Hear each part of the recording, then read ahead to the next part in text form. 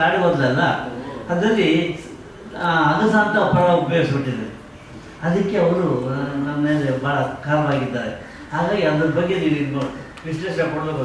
ಅದು 3 ವರ್ಷ ಆಗಿದ್ದಾರೆ. ಯಾವಾಗ ಗಾಡಿ ಈಗ ಯಾರೋ ಅದನ್ನು ರಿವ್ಯೂ ಮಾಡಿದ್ದಾರೆ, ಏನು ಕಥೆ ಗೊತ್ತಿಲ್ಲ.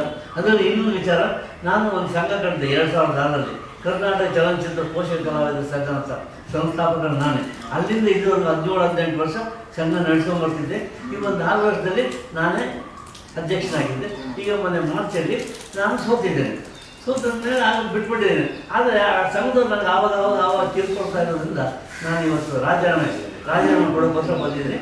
ಮುಂದೆ ಹೇಳ್ತಿದ್ದೀನಿ, ಆ ಕರ್ನಾಟಕ ಚಲನಚಿತ್ರ ಪೋಷಕ ಕಲಾವಿದರ ಸಂಘಕ್ಕೆ ನಾನು ಇನ್ನು ಮೇಲೆ ಸದಸ್ಯನಲ್ಲ, ಅದಕ್ಕೆ ಪರ್ಮನೆಂಟ್ ಶಾಶ್ವತವಾಗಿ ರಾಜೀನಾಮೆ ಕೊಡ್ತಾ ಇದ್ದೇನೆ. ಇದನ್ನು ನಿಮ್ಮ ಮುಂದೆ ಹೇಳ್ತಾ ಇದ್ದೇನೆ. ಪೋಷಕರ ಕಲಾವಿದರ ಸಂಘದಲ್ಲಿ ತುಂಬಾ ಹಿರಿಯ ನಟರು ಇದ್ದಾರೆ. ಅವರೆಲ್ಲ ತುಂಬಾ ಹಿರಿಯ ನಟರಿದ್ದಾರೆ ನಿಮ್ಮ ಸಂಘದಲ್ಲಿ. ಅವರೆಲ್ಲ ಹೋಗ್ತಾರೆ ಸರ್, ಒಪ್ಕೊಳ್ಳೋದು ಅಂತಿದ್ದಾರೆ. ನನಗೆ ಬೇಕಾಗಿಲ್ಲ. ಯಾಕಂದರೆ ನಾನು ಸ್ವಲ್ಪ ಸಂಘದಿಂದ ಕೆಲವರು ಜನಗಳು ನನಗೆ ತೊಂದರೆ ಕೊಡ್ತಾ ಇದ್ದಾರೆ.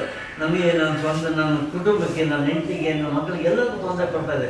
ನನ್ನ ನಂಬರ್ ಅಂದರೆ ಅವ್ರ್ಯಾರೋ ನಂಬರ್ ಮಾಡಿ ಅವರು ಟಾರ್ಚರ್ ಕೊಡ್ತಾ ಇದ್ದಾರೆ.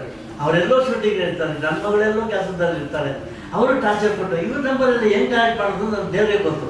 ನನ್ನ ಮನೆಯವ್ರಿಗೆ ನೋಡಿ, ಒಂದು ವಾರದಿಂದ ನನಗೆ ಫೋನ್ ಮಾಡ್ತಿಲ್ಲ, ನಮ್ಮ ಮನೆಯವ್ರಿಗೆ ಫೋನ್ ಮಾಡಿ ಟಾರ್ಚರ್ ಕೊಡ್ತಾ ಇದ್ದಾರೆ. ಅದೆಲ್ಲೋ ಇತ್ತು, ಹೆಂಗೆ ಬಂತು ಅಂತ ಗೊತ್ತಿಲ್ಲ. ಆದರೆ ಇದಕ್ಕೆಲ್ಲ ಒಂದು ರೆಮಿಡಿ, ಒಂದು ಫುಲ್ ಸ್ಟಾಪ್ ಇಟ್ಕೊಳ್ಳೋಣ ಅಂತ ಇವತ್ತು ದಿವಸ ಕೇಳ್ತಾ ಇದ್ದೀನಿ. ದಯವಿಟ್ಟು ಎಲ್ಲ ಸಮಾಜದವರು, ಎಲ್ಲ ಸಮುದಾಯದವರು ನನ್ನನ್ನು ಕ್ಷಮಿಸಿ. ಇವತ್ತು ಲಾಸ್ಟು. ಇನ್ನು ಮುಂದೆ ನಾನು ಯಾವತ್ತೂ ನಿಮ್ಮ ಬಗ್ಗೆ, ಯಾರ ಬಗ್ಗೆ ಒಂದು ಚಟರ ಇರ್ತಲ್ಲ, ಅನಿವಾರ್ಯವಾಗಿ ಆಕಸ್ಮಿಕವಾಗಿ ಬಂದ್ಬಿಟ್ಟಿದೆ ಫಲ ಹೊರತು. ಹಾಗಾಗಿ ಅದೊಂದು ಫಲ ಎಷ್ಟು ತೊಂದರೆ ಕೊಡ್ತಿದೆ ಅಂದರೆ ಆವಾಗ ಮಾಡಲಿಲ್ಲ, ಈಗ ಅದನ್ನು ಎಬ್ಬರಿಸಿದ್ದಾರೆ ಯಾರು ಕೆಲವರು. ಇರಲಿ, ದೇವರು ಚೆನ್ನಾಗಿ ಇಟ್ಟಿರೋರನ್ನ. ನಮ್ಮ ಮನೆ ಇದಲ್ಲದೆ ಮೊನ್ನೆ ಒಂದು ಆಕ್ಸಿಡೆಂಟ್ ಬೇರೆ ಆಗಿದೆ ನನಗೆ. ರಾಜಾಜಿನಗರ ಅಂಡರ್ ರಾತ್ರಿ 7 ಗಂಟೆಗೆ ಸ್ಕೂಟರ್ ಬರಬೇಕಾದ್ರೆ ಯಾರೋ ಹೊಡೆದಂಗಾಯಿತು. ಎಲ್ಲೋಯ್ತು ಗೊತ್ತಿಲ್ಲ. ನನ್ನ ಕೈ ಬಿದ್ದು ಇಲ್ಲೆಲ್ಲ ತಚ್ಚಿಕೊಂಡು ಕಣ್ಣೆಲ್ಲ ಆಗೋಗ್ಬಿಟ್ಟಿದೆ. ಆದರೂ ನಾನು ಕುಂತ್ಕೊಂಡೆ ಇವತ್ತು ಬಂದಿದ್ದೇನೆ. ಅದು ಯಾರು ಅಂತ ಗೊತ್ತಿಲ್ಲ.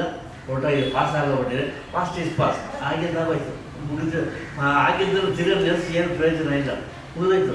ಲೆಟ್ ದಿ ಡೆಸ್ಟ್ ಪಾಸ್ ಬರೀ ಇಟ್ಸ್ ಡೆಟ್. ಮುಗಿದೋಯ್ತು. ಮಣ್ಣು ಮಾಡಿಬಿಟ್ಟಿದ್ವಿ.